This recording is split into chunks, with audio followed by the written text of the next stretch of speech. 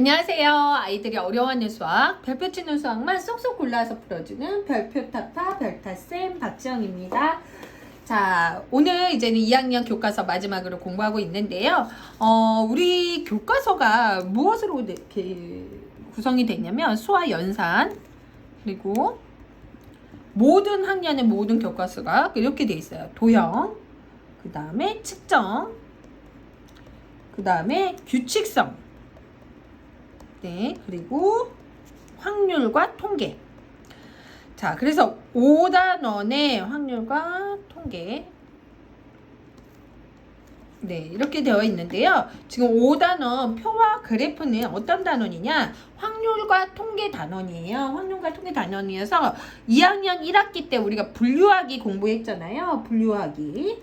네, 분류하기랑 같이 여기에서 표 만들기, 2학기 때는 표 만들기, 그리고 모두 만들어요. 만들기. 그리고 그래프 만들기. 그래프 만들기. 요렇게 확률과 통계 2학년 때는 이렇게 세 가지에 대해서 공부를 하게 된다는 거죠. 그래서 표와 그래프 단계에서는 뭐냐면요. 분류한 자료. 일단 1학기 때 분류한 걸 배웠죠. 분류한 자료를 뭐로 나타내? 표로 나타내고, 표로 나타냈을 때 편리한 점을 이야기할 수 있어야 돼요. 그리고 그 다음에 1학기 때 분류 배웠죠. 분류한 것을 어떤 거로 나타내? 그래프 등으로 나타내고, 그래프에 나타나면 편한 점에 대해서 이야기해 주시면 됩니다. 그죠? 그 다음 보실게요. 그러면 본격적인, 네. 그래서 자료를 보고 이제는 표로 나타내는 부분이 처음에 나와요. 자료를 보고 표로 나타내고, 자료를 보고 그래프로 나타내고, 그 다음에 뭐냐면 표랑 그래프를 어떻게 해요?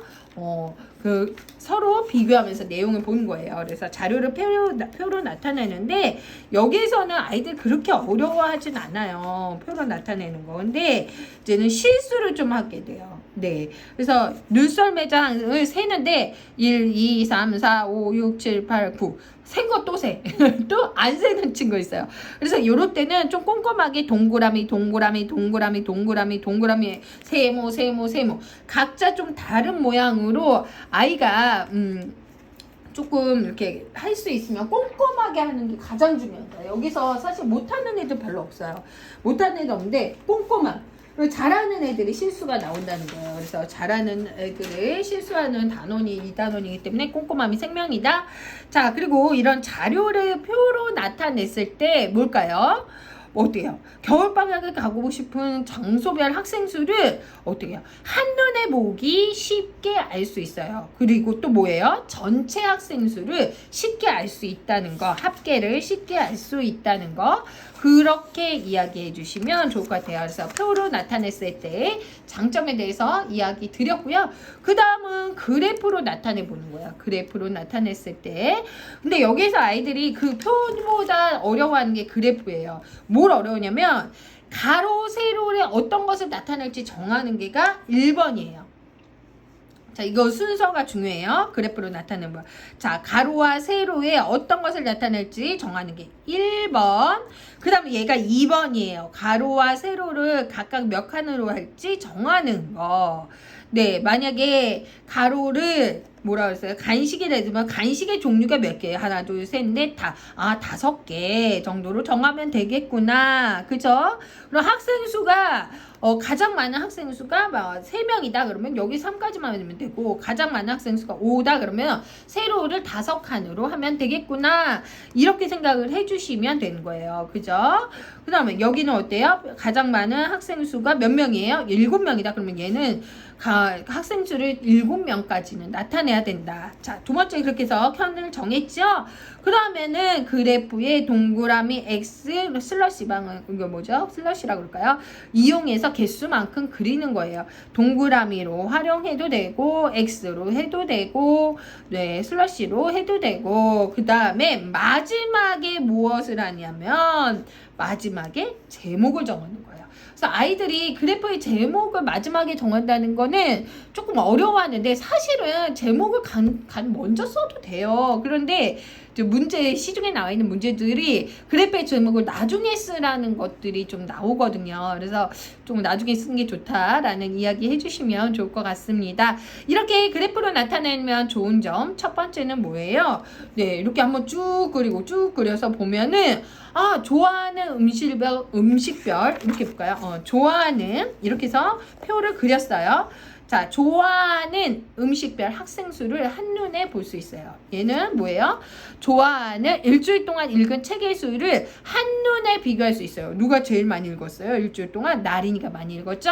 자, 그리고 가장 많이 읽은 친구가 누구 있는지도 확실하게 알 수 있는 거예요.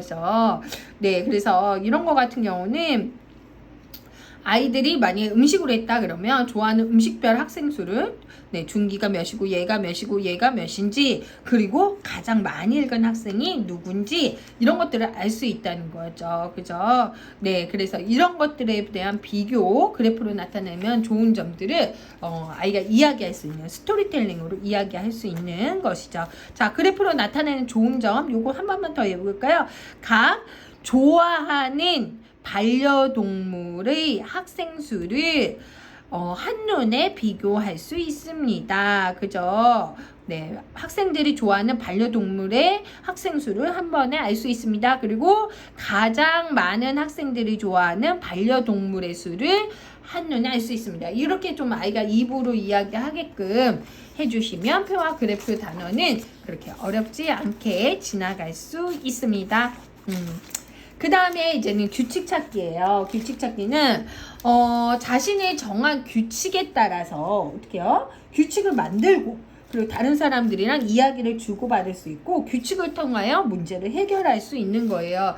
사실 규칙을 조금 어려워하는 친구들이 있어요. 그래서 만약에 어머님들이 예습을 했는데 규칙을 조금 어려워한다 그러면은 제 노크 라는 문제집이 있거든요. 해법에서 천재교육에서 나온 문제집인데 거기에서 규칙에 관한 단원이 쭉 정리되어 있어요. 규칙 있어요.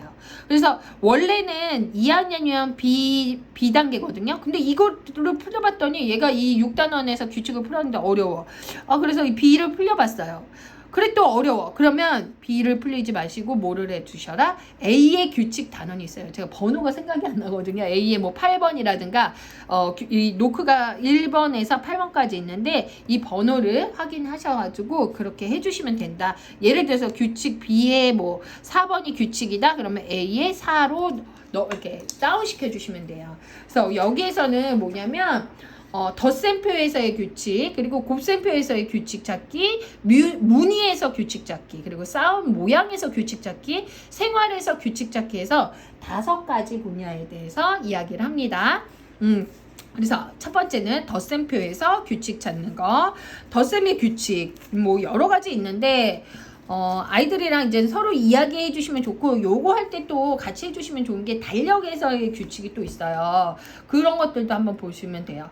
그래서, 네, 오른쪽으로 갈수록 1씩 커지고, 왼쪽으로 갈수록 1씩 작아지고, 그리고 세로줄 방향에 있는 수들이 반드시 가로줄 방향에도 똑같은 수들이 있다는 거. 여기에 3, 4, 5, 6, 7 있으면 여기도 3, 4, 5, 6, 7 있고, 네, 그런 부분을 좀 얘기해 주시면 좋을 것 같아요. 그래서 덧셈의 규칙에 대해서 아이랑 많이 스토리텔링 해주시면 좋을 것 같아요. 그리고 곱셈표의 규칙, 아까는 덧셈표의 규칙, 곱셈표의 규칙, 그리고 여기에서는 이제는 아이들이랑 여러 가지 보시면 좋은데요. 아래쪽이나 오른쪽으로 갈수록 각 단위수만큼 커진다는 거. 그리고 5단 같은 경우는 어때요? 5단 같은 경우는 5영이 반복된다는 거. 그 다음에 2단, 4단, 6단, 8단의 9, 9단은 모두 짝수이고 1, 3, 5, 7, 9, 9, 9단의 곱셈 9, 9의 수는 홀수랑 짝수가 반복돼요. 볼게요. 홀짝, 홀짝, 홀짝, 홀짝 이렇게 해서 반복이 된다는 거. 그래서 그런 이야기를 해주시면 좋을 것 같아요. 그리고 뭐 이렇게 세로로 이렇게 쭉 내려오면 색칠된 부분을 이렇게 1, 4, 9 네, 보이시죠? 16, 25 이렇게 요거를 이렇게 반을 딱 접었을 때 어떻게 해요? 만나는 수들의 합이 서로 같다는 거. 조금 어려운 거 이야기 해드리면요. 이거는 이제는 뭐 아주 심하던 문제집에 나와요. 제가 이제 여기를 이렇게 표시해 볼게요. 이렇게 십자가 모양으로. 네. 그러면 뭘까요? 네. 4, 6, 8, 10, 12죠. 네. 이거 같은 경우는 어떤 규칙이 있냐면 이렇게 표시된 수의 규칙을 보면 한 가운데의 수 있죠. 얘 곱하기 2 해볼게요. 한 가운데의 수 곱하기 8 곱하기 2 하면 뭐예요? 16이죠. 그 다음 맨 위의 수 더하기 얘 아래 수 4 더하기 12 16이죠. 와 신기해. 왼쪽 수 더하기 오른쪽 수 6 더하기 10은 16이죠. 요런 규칙이 있어요. 요런 규칙은 조금 어려운 문제집에 나오거든요. 그래서 요거까지 제가 그냥 어머님들 보시는 거니까 말씀을 드렸고요. 그 다음에는 문의에서 규칙 찾기인데요. 여기에서는 3가지가 나와요.